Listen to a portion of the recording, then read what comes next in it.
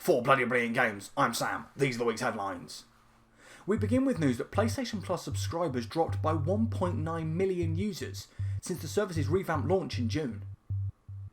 That's according to Sony's latest subscriber estimates, which were published this week as part of its Q2 2022 financials. Despite the revamp, PS Plus subscribers declined for the third quarter in a row. The total number of subscribers stood at 45.4 million for the 3 months ending the 30th of September 2022. PlayStation Network monthly active users were also down during the 3-month period at 102 million, a decline from 104 million a year earlier and 103 million in the previous quarter. This appears to be Sony's lowest monthly user figure since it began reporting the data in early 2020. Despite the decline in subscribers, Sony's network service revenue, which encompasses PS Plus and advertising, but not game purchases or add-on content, actually increased by 10%. Sony CFO Hiroki Totoki blamed declining third-party games, declining PlayStation 4 sales, and a greater decline of PS4 user engagement than expected, and more people going outdoors. Staying with Sony, the company has announced that PSVR2 will release on the 22nd of February 2023, as well as accessories, new games, and 2 bundles. The standard package will retail at a hefty $549.99, £530 or €600. It includes the headset, 2 PSVR2 Sense controllers, and stereo headphones. PlayStation VR2 Horizon Call of the Mountain bundle will cost an even larger $599.99, £570 or €650, and include a digital code for the first-person Horizon spin-off on top of everything that comes in the standard package. The PlayStation VR2 Sense controller charging station will set you back $49.99, £40 or €60. So far, 11 games have been revealed for PSVR2, including Cities VR Enhanced Edition, Hello Neighbours Search and Rescue, Jurassic Park Aftermath Collection, and a new addition to the Crossfire series, Sierra Squad. Pre-orders for PSVR2 will begin on the 15th of November. Xbox head Phil Spencer has revealed that assuming the company's acquisition of Activision Blizzard goes through, Call of Duty will continue to be released on PlayStation, as long as there is a PlayStation system out there for the series to release on. This news comes by the way of a new interview between Spencer and the Sane Brain YouTube channel, where Spencer said Activision Blizzard would keep releasing Call of Duty games on Sony's consoles, as long as there is a PlayStation out there to ship to, as reported by Eurogamer. Quote, "We're not taking Call of Duty from PlayStation," Spencer said. "That's not our intent. Our intent is not to do that. As long as there is a PlayStation out there to ship to, our intent is that we continue to ship Call of Duty on PlayStation, similar to what we've done on Minecraft since we've owned that.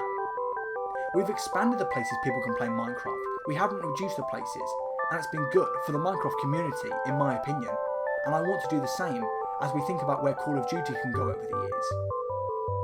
The Microsoft purchase is currently in the regulatory phase, with the European Union announcing this week that it will investigate the acquisition in more detail. Embracer has shut down Anoma, the studio formerly known as Square Enix Montreal, just months after its acquisition. That's according to Bloomberg's Jason Schreier, who reports that the closure is part of a cost-cutting initiative, and that Eidos Montreal, another Embracer-owned studio, will have projects scaled back and cut. Some of these resources will be redirected to assist in the development of a game in the Fable franchise, being led by Playground Games.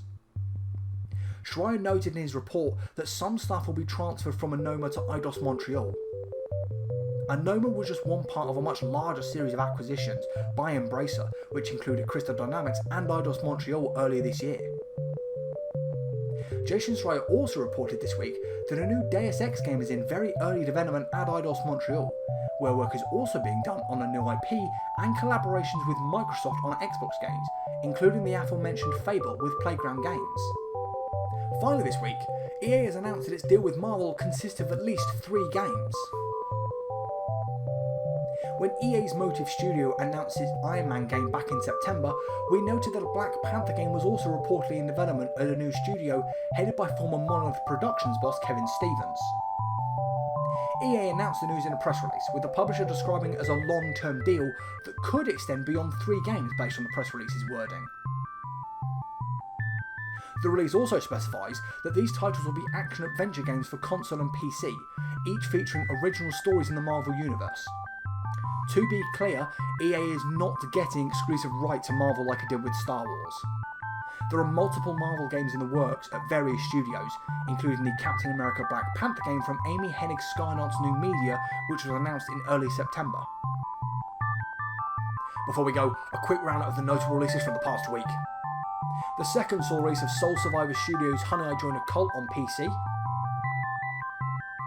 From 4 reviews, the Tycoon title scored an average of 79%. Deep Silver published The Chant, released on PC, PS5 and Xbox consoles on the 3rd. At the time of talking, only the PlayStation 5 port has been scored, with 17 outlets giving an average 71%. Ghost Song, developed by Old Moon and published jointly by Adult Swim and Humble Bundle, also released on the 3rd for all major platforms. Only the PC version has been reviewed at the time of talking, with 7 publications, awarding an average score of 88%. Rounding out the 3rd with the release of the Entropy Center for PC, PS4, PS5 and Xbox consoles. With a PC port from 7 reviews scoring an average 80%. And on the 4th, critically acclaimed adventure puzzle game It Takes Two released on the Switch. With 14 outlets awarding the game a very respectable 86%. With all that said, we've reached the end of this week's episode. Be sure to leave your thoughts on any of the stories we talked about today in the comments down below, and while you're down there, let me know what games you've been playing this week. If you enjoy this, please be sure to leave us a thumbs up and a subscribe, it really helps out the channel. And if you're interested in updates on our content, follow us on Twitter, that's @BloodyBrillGames. I'm Sam, thank you for watching Bloody Brilliant Games, I'll see you next week, goodbye.